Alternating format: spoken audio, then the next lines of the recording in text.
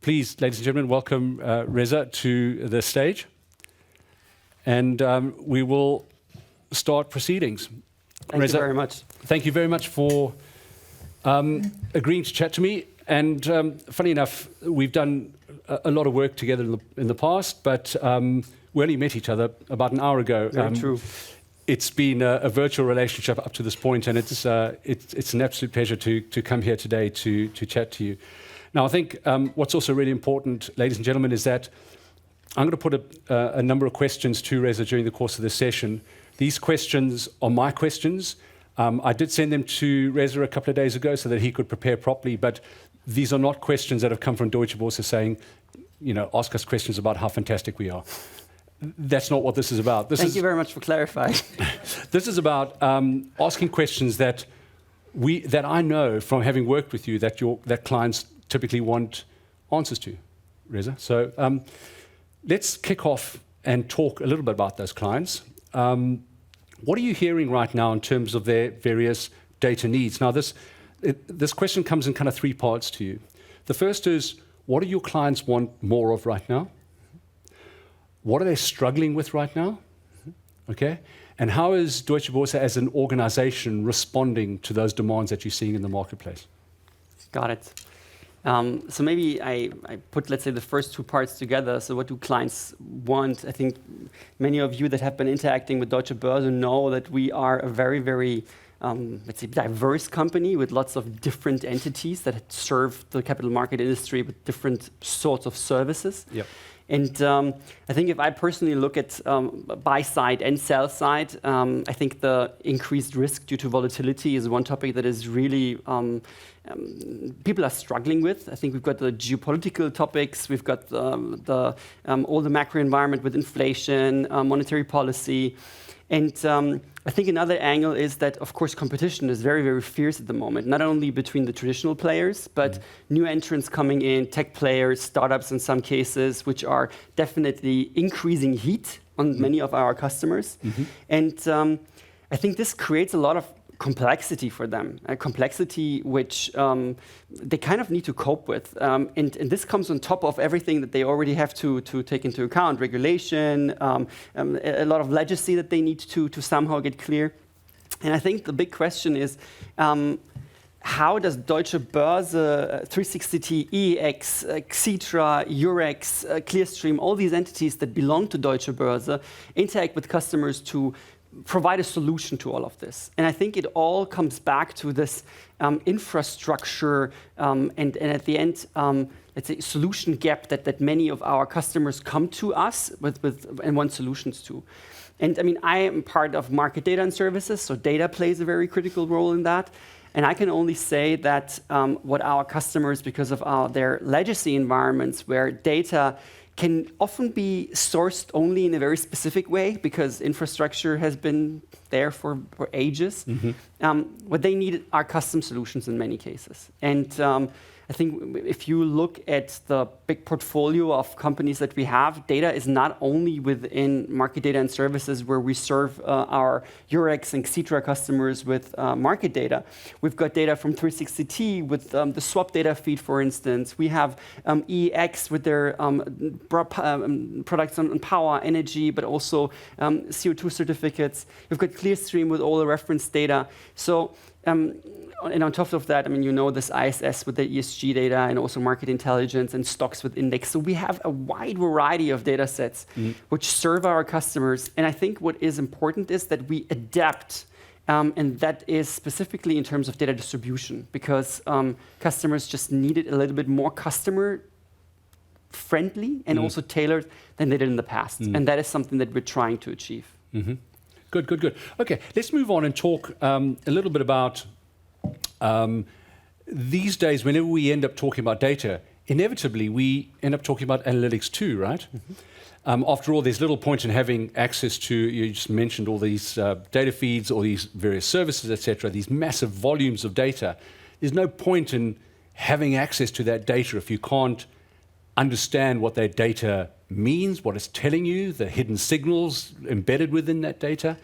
These are really important things right now, and a lot of buy-side and sell-side firms are kind of struggling with this right now. So to what extent does analytics drive Deutsche Börse's market data offering? Reza? I think it's important to say that many of the ideas that we have in terms of analytics are not really only our own, but customers come to us with certain needs that they have, and we try to take these use cases and develop analytics that satisfy these needs. But you also have to look at sophistication of customers, their, let's say, variety, and some of them maybe just want a certain data source or a data point, and that's it. They don't want any kind of end-to-end solution. Others at the end maybe want a platform, an analytics platform in total, where they can even do backtesting, for instance.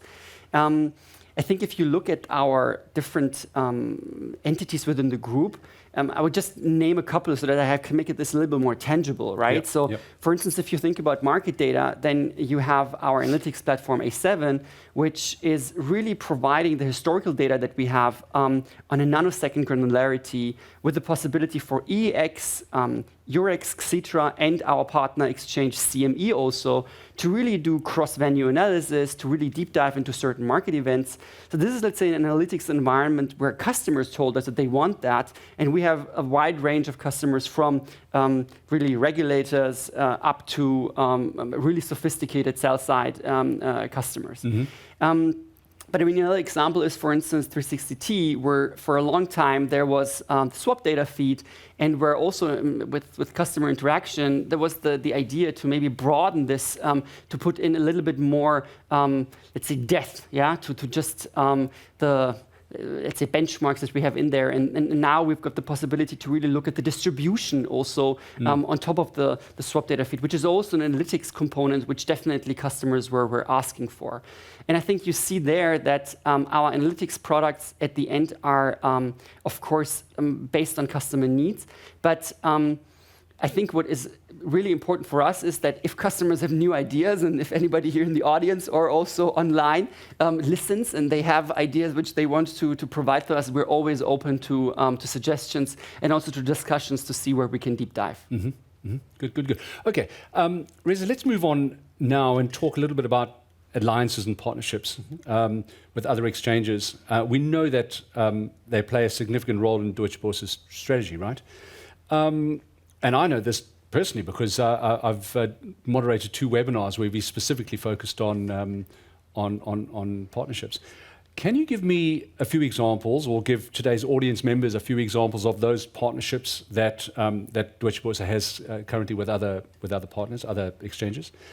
And what do you see, and I suppose this is the really critical part of this question, what do you see as the benefits accruing to especially your existing clients on the back of such initiatives? I think the last point is actually the most important point. So why do we actually have these partnerships? We have these partnerships because many of our customers, of course, see that there is a lot of complexity in sourcing data, and there is a lot of complexity in actually licensing data. And due to the fact that the partners that we work with, I mean, let's look at some of the exchanges like BSE in India, TIFAX, we've got BMV, we've got Santiago soon in the future. We've got also smaller exchanges out there. Pakistan is a partner. Also CME is a partner. So what we have is we have the possibility to provide our customers with data where they have one entry point in terms of sourcing. So the technical infrastructure is the same. And on top of that, they have the possibility to just have one commercial agreement with us. And licensing is very smooth because you don't have to go through 5 different master agreements, right? So in many cases, this is, let's say, the driving force also where we cooperate with our partners, because they see that this is a complexity reduction also for their customer base, and therefore it is a win-win. It's a win-win for our partners because they have access to many customers out there, and it is a win for our real customers and clients because it is a complexity reduction for them in sourcing and licensing data. And because of that, we are really eager to continue our partnerships, to deepen it further. And if you look at, for instance, customers like IHS Markit, S&P that are working with us on iBox indices, or if you look at Market Access working with us on APA data, you see these are not, let's say, only small customers, but large institutions that trust in us to partner to serve our clients better. Okay. Now, you've mentioned a couple of times infrastructure and technology so far this afternoon. Now, we know that they both play a critical role in a data provider's ability to deliver data to its customers, regardless specifically of what's going on in the marketplace. So what I want to ask you then is, to what extent does Deutsche Börse focus on pure infrastructure and technology factors as a means of delivering an outstanding client experience? I think that's a very complex question, because on the one hand, every change that we make actually is a burden for customers in some sense, because they need to adapt to us, right? But at the same time, I believe that we see, specifically when we talk about the cloud, because I think this is, let's say, the big elephant in the room, that we need to be more tailor-made in terms of our distribution capabilities, and the infrastructure component is a big one. Yep.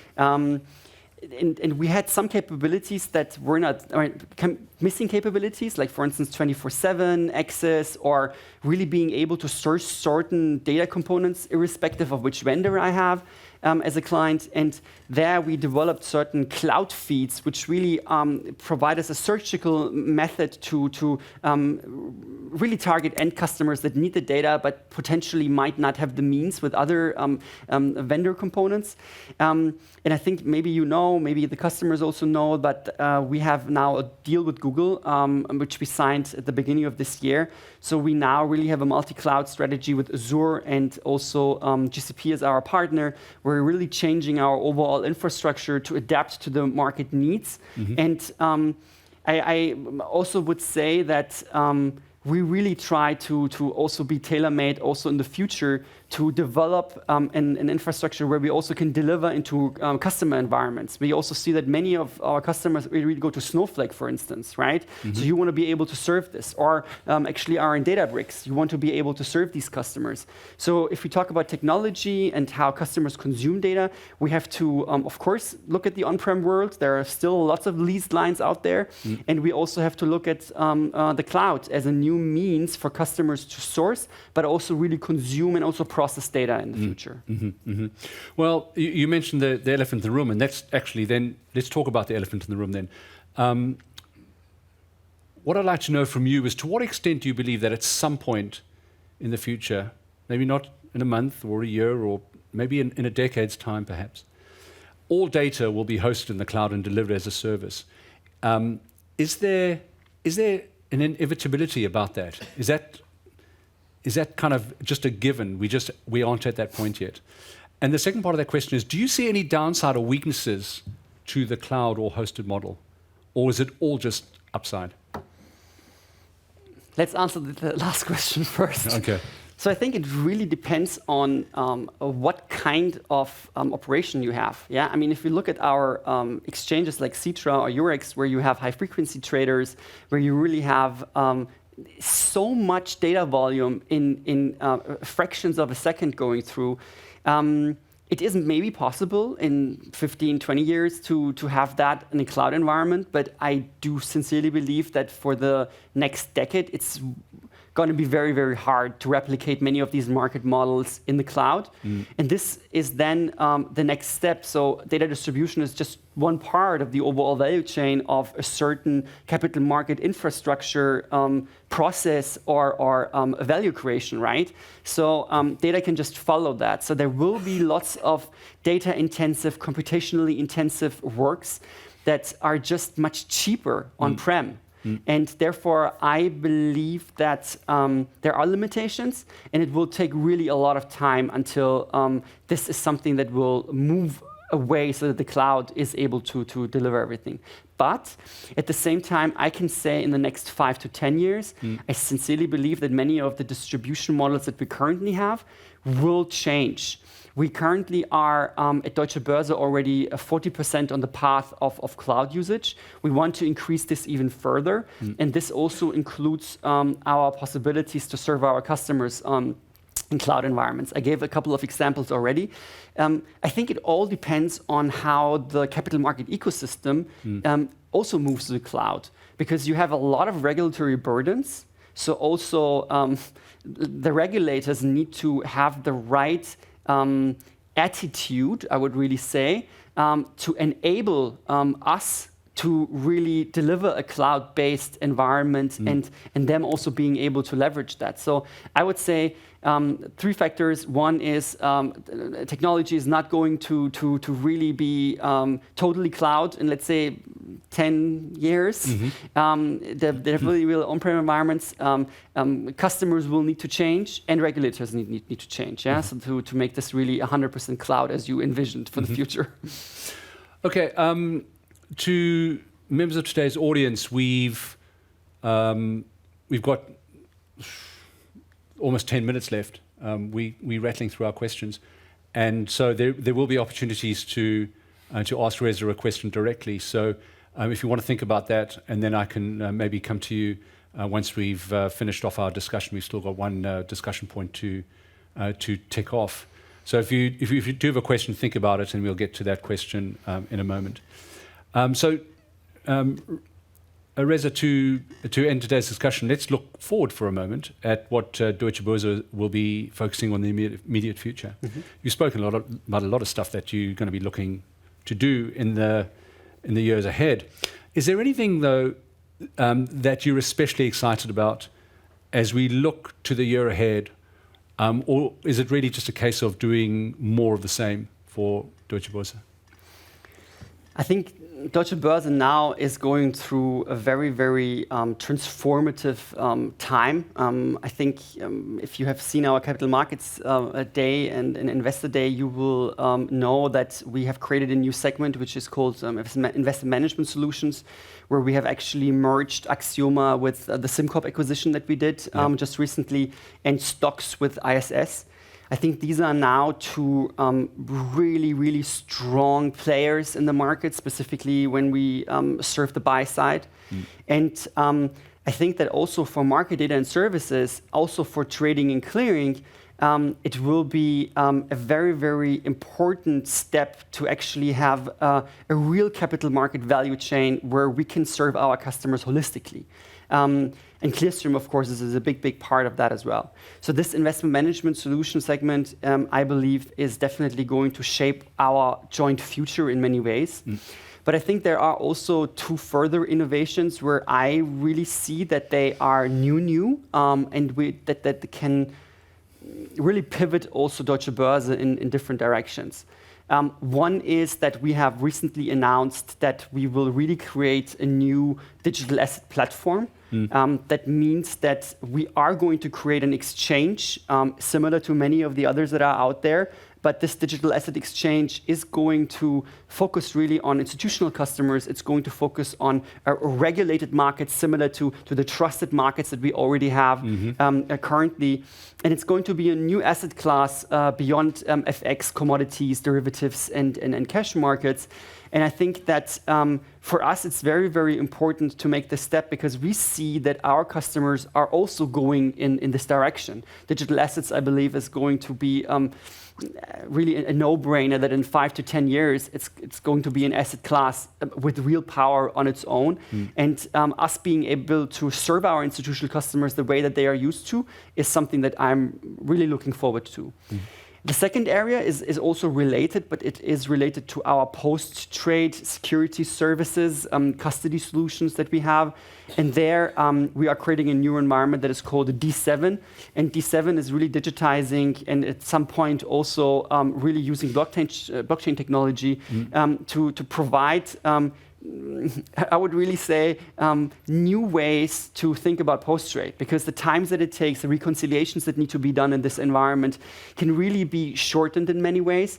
And I think there are lots of other entities that are also going in this direction. But for us to really think about our customers and how we serve them with our investment fund solutions and security services solutions, and how we can really broaden this with also our D7 environment, I think that is very, very exciting for me. And maybe one last part, and this is more a little bit inward looking. You know that Deutsche Börse has also grown in the past with acquisitions, right? I mean, 360T has been an acquisition long years ago. EEX has been a joint corporation, but still, these are all individual entities, yeah? Clearstream, ISS, stocks, and also SimCorp. And I think it's just important to note that for us, these acquisitions have always been brothers and sisters, but always with an own mind. We are not a company that acquires and then totally integrates. We want to keep the entrepreneurial spirit, we want to keep the momentum, and therefore it's very important for us to also keep the identity and culture of these companies intact. But there are, of course, synergies which we need to take into account. And it's always been a little bit hard to cross these business model bridges that we have. And what we really intend to do is to invent a new data architecture, a data mesh that connects the different data pods that we have within the group from these different entities, but also within the entities. There are lots of different data pods, as you can imagine. Just looking at ISS, I mean, they have acquired 10 companies in the last years. So I think it's just important that we understand that this kind of new technologies that we have also with the cloud can link us as businesses and can really have the groundwork for innovations in the next 5 to 10 years that we don't even know about now. Yep. And data is the prerequisite for that, and technology is the prerequisite for that. And this is, let's say, also exciting that we're starting on this journey. It's not going to be easy, to be honest, but I sincerely believe that this kind of new architecture is going to give us the push also in terms of growth for the future. Particularly noteworthy, you mentioned SimCorp and you mentioned Axioma, two brands that have been around the industry for 20 years, I suppose, maybe 20 plus years. They're very strong brands. They have deep penetration into their particular markets. They've got very loyal clients. And hearing you say you don't want to switch those brands off, you don't want to dilute them, you want the entrepreneurial spirit within those brands to live on, etc. And for the secret sauce to keep bubbling away within those firms is really important, right? Absolutely. I think we see that there is a benefit of exchange, and this benefit of exchange is cooperation, but keeping identity. And I think that is something that also our executive board is very, very adamant on, that speedboats are speedboats and they are not allowed to be dragged down by the cruise ship. Yep. And we know that we have some entities within the group that, of course, have been here for a long time, billion-dollar companies in that sense. And they, of course, also because of regulatory pressure, need to be very, very firm in their security and the way that they do the business. But we also have very nimble, mobile, and also transformative businesses. And we just have to have a very good balance to find a joint business mix. And I think that our executive board is really having the right strategy with keeping, let's say, this momentum of the different entities intact. Good. It's a great point to finish our fireside chat on, Reza. So that just leads me to thank you very much indeed for your time. It's been an absolute pleasure coming to spend a little bit of time on stage with you today. So thank you very much indeed. We have possibly maybe 90 seconds for a question. That last answer, it kind of went on a little bit. So we've eaten into a little bit of our question time, but does anybody in the audience today have a question for Reza before I let him go? Okay, well, there are no questions, so you've got 90 seconds back in your lives, so you're welcome. I want to really thank you, Thanks a lot also for the time, and thank you very much for coming to Frankfurt. It's a pleasure. Thank you very much indeed. Enjoy. Thank you. We will, ladies and gentlemen...